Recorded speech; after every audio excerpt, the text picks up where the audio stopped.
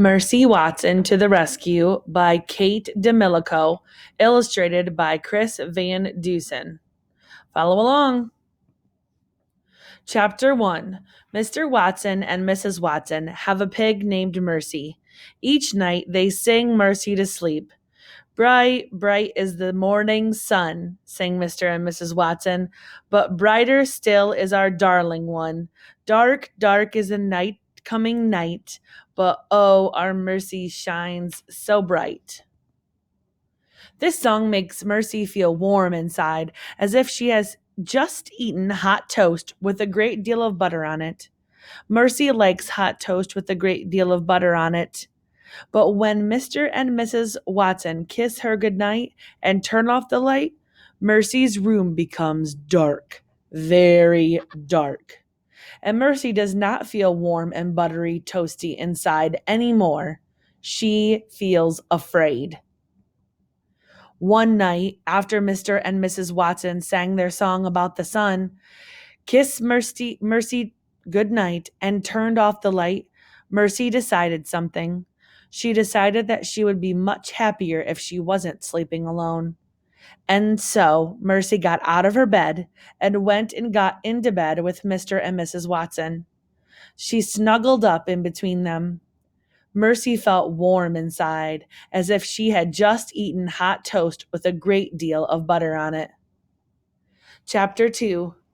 Mr. Watson and Mrs. Watson and Mercy were all in bed together. They were all dreaming. Mr. Watson was dreaming of driving a very fast car. Vroom, said Mr. Watson in his sleep. Vroom, vroom.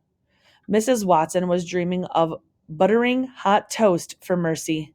She buttered one piece, and then another piece, and then another. Have some more, dear, Mrs. Watson said in her sleep. Eat up, yum, yum. Mercy was dreaming about hot buttered toast, too. In Mercy's dream, hot buttered toast was piled high on her favorite blue plate, and Mrs. Watson was buttering still more. It was an excellent dream. Mr. Watson said, vroom, vroom, and Mrs. Watson said, have some more, dear. Mercy snuffled and chewed in her sleep. Mr. Watson and Mrs. Watson and Mercy were all so busy sleeping that they did not hear the bed creak. They were all so busy dreaming that they did not hear the floor moan.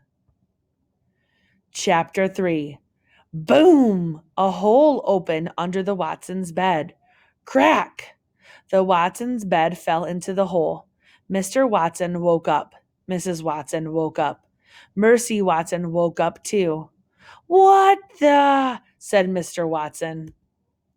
Oink! Said Mercy. It's an earthquake! Shouted Mrs. Watson. It's the end of the world! Nonsense, said Mr. Watson, but he did not sound very sure. He sounded frightened. Mercy, however, was not frightened. Mercy was hungry. Oink! Said Mercy again. She moved to the end of the bed. Boom! Crack! The bed fell a little farther into the hole in the floor.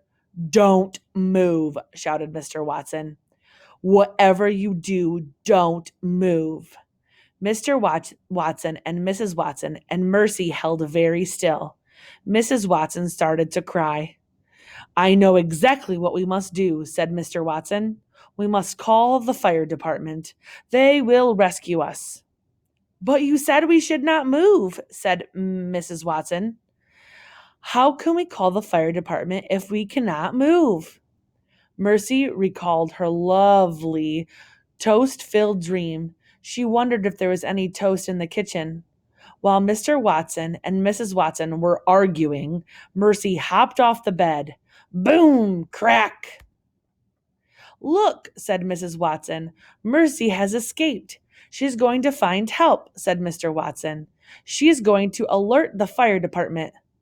Mercy left the bedroom at a gallop. She was in a hurry. She was on her way to the kitchen. She was looking for some toast.